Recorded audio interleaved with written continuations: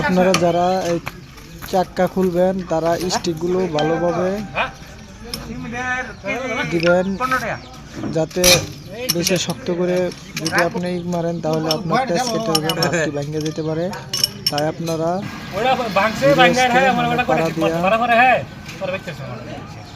হাতটি লুজ করবেন, তারপর আপনারা চাক্কাগুলা তারপরে দেখবেন সেটগুলা গেরুল এটি ওয়েলসের গেছে গা, বেরিং গেছে গা।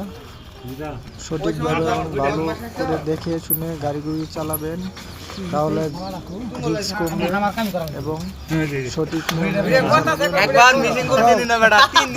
সাফল্য অর্জন করতে পারবেন। এই যে দেখেন মিস্ত্রি চাক্কা, এই যে